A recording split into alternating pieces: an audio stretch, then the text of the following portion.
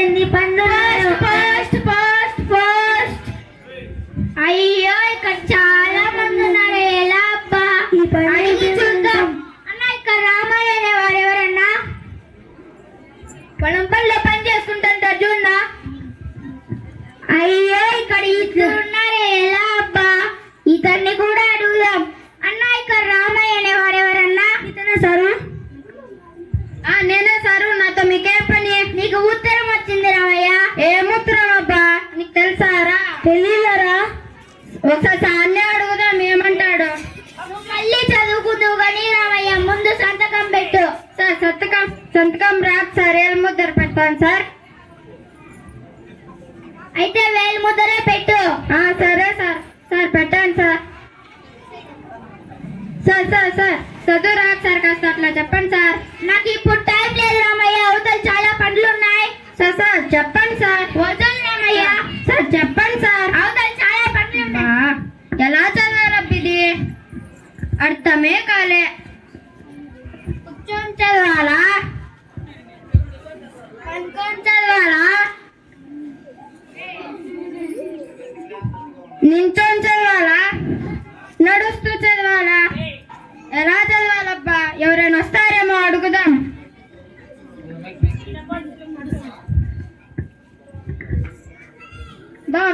ఒక అన్న వస్తున్నాడే, ఇతనికి అడుగుదాం. అన్న నాకు ఉత్తరం వచ్చిందన్న, కాస్త అట్లా చెప్పండి అన్న. అయ్యో నాకు చదువు రాని విషయం తెలిస్తే ఊరంతా దండాలేస్తాడు, ఇప్పుడు ఎలా అబ్బా? ఏమొచ్చిందో ఏమో. నా పిల్లం ఫోన్ చేస్తుందినా, ఇంటికి పోకుంటే నా పిల్లం చదివేస్తుందినా. అన్న కాస్త చెప్పండి అన్నట్లా. అన్నా చెప్పండి అన్న, ఒకసారి చెప్తే అర్థం కాదన్నా. అన్న అట్లా చెప్పండి అన్న, అట్లా చూసి. బా ఇప్పుడు అలా ఇంకెవరైనా వస్తారేమో చూద్దాం. ఇంకొక అన్న వస్తున్నాడే, ఇతను అడగాల్సిందే. అన్న నాకు ఉత్తరం వచ్చిందన్న, కాస్త అట్లా చెప్పండి అన్న. బాబు అద్దాలు కనపడతాయి. అన్న అట్లా చూసి చెప్పండి అన్న. అద్దాలు ఇంట్లో ఉండే బాబు, పొద్దున వచ్చినాక చదువుతా. అన్న చూసి చెప్పండి అన్న. అద్దాలు ఇంట్లో ఉండే బాబు. బా ఎలా అబ్బా? ఏం రామయ్య ఉత్తరం వచ్చి చదివి వినిపించినారు ఎవరన్నా? లేదురా, పొద్దున్న తిరుగుతూనే ఉన్నా, నీకేనా అర్థమైందారా? ఏమోరా.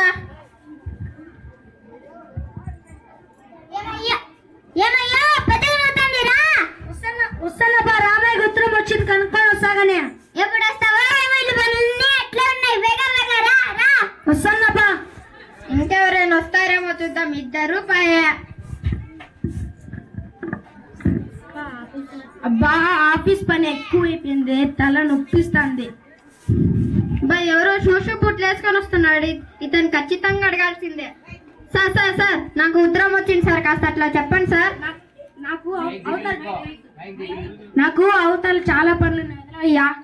సార్ చెప్పండి సార్. నాకు తలకు మించిన పనులు వదలవయ్యా. సార్ చెప్పండి సార్. నాకు తలకు మించిన పనులు ఉన్నాయి, వదలవయ్యా. ఒకసారి చెప్తే అర్థం కాదు నీకు. బా అంత డబ్బున్నా ఏం ప్రయోజనం, అంత ఆస్తున్నా ఏం ప్రయోజనం, అన్ని భూములున్నా ఏం ప్రయోజనమా? చదువుకోలేకపోయానే ఎలా? ఇప్పుడు ఒకరికేమో సెల్ అంటే, ఇంకొకరికేమో అద్దాలంటే, ఇంకొకరికేమో ఆఫీస్ వర్క్ అంట. ఒక్కరి గురించి చెప్పలేదు. ఏం రామయ్య ఉత్తరం వచ్చి చదివి వినిపించడం లేదా? వినిపించలేదురా, పొద్దున తిరుగుతూనే ఉన్నా, నీకేం తెలుసారా? తెలియలేరా? ఏమోరా, నేను చదవాలని అనుకుంటున్నా కానీ నాకు చదువు రాదే.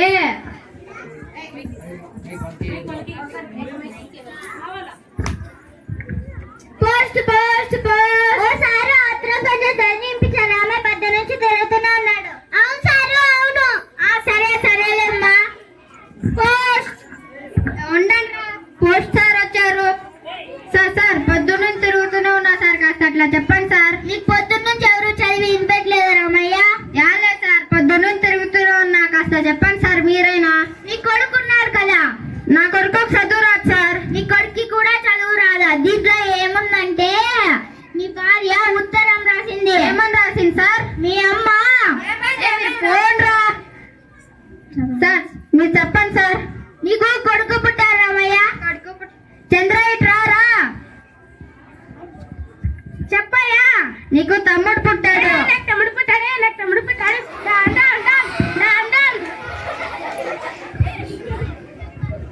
అది కాదు రామయ్య, నీకు చదువు రాదు, నీ కొడుక్కి చదువు రాదు.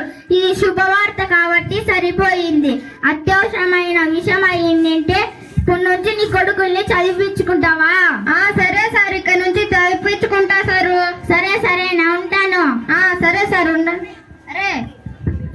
అరే ఇక్కడ నుంచి బడికి వెళ్తావారా? నల్మల్లో పాత బాలాజీ బల్లో చదువు చాలా బాగా చెప్తారంట, అక్కడ వెళ్తావా? తమ్ముడిని కూడా తీసుకుని వెళ్తావా? పో తమ్ముడిని చూసిరా పో. చూసారా పిల్లలు, చదువు లేకపోతే నేను ఎన్ని ఇబ్బందులు పడ్డాను. మీరు అలా కాకండి, చదువుకోండి. సరేనా పిల్లలు?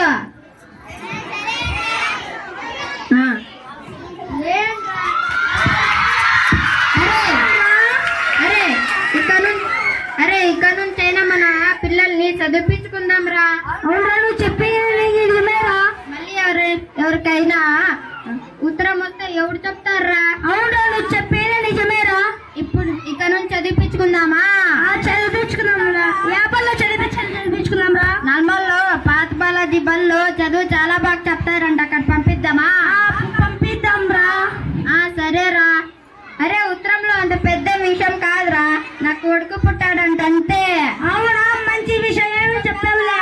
సరేరా, చూడరా. మీ రామయ్య.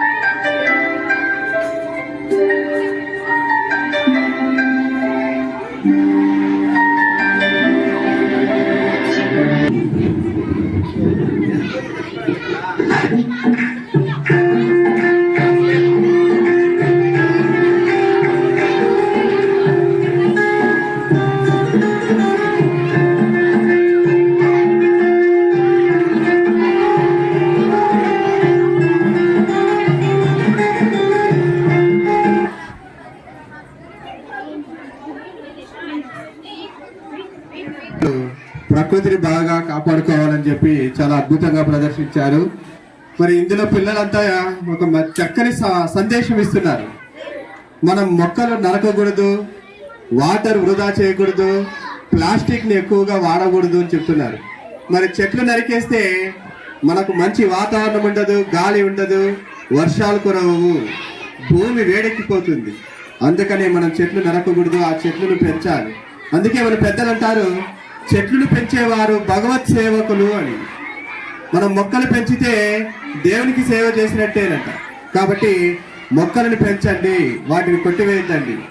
అలాగే మనం అనవసరంగా ప్లాస్టిక్ ఎక్కువగా వాడుతూ ఉంటాం. ఆ ప్లాస్టిక్ అనేది ఒక పెద్ద పిశాచం. ఆ పిశాచము భూమిలో ఎన్ని సంవత్సరాలైనా ఇమిరిపోదు. ఆ ప్లాస్టిక్ను మనం సాధ్యమైనంత వరకు వాడకుండా ఉండాలని చెప్తున్నారు ఈ ఒక నాటకంలో పిల్లలు. అలాగే సేవ్ వాటర్. మనం ఈరోజు వృధా నీరు చేసినామనుకోండి, భవిష్యత్తులో తాగడానికి నీళ్ళు ఉండవు. ఇప్పుడే మనము ట్యాంకర్లతోనూ బిందెలతోనూ కొనుక్కోవాల్సిన పరిస్థితి వస్తుంది. భవిష్యత్తులో ఇంకా దారుణంగా ఉంటుంది. కాబట్టి నీటిని కూడా వృధా చేయొద్దండి అని చెప్పేసి ఈ 3 విషయాల మీద పిల్లలు బాగా స్కిప్ చేశారు. వాళ్ళకు నా అభినందనలు. ప్రోత్సహించినటువంటి మేడం గారికి కూడా అభినందనలు. ధన్యవాదాలు.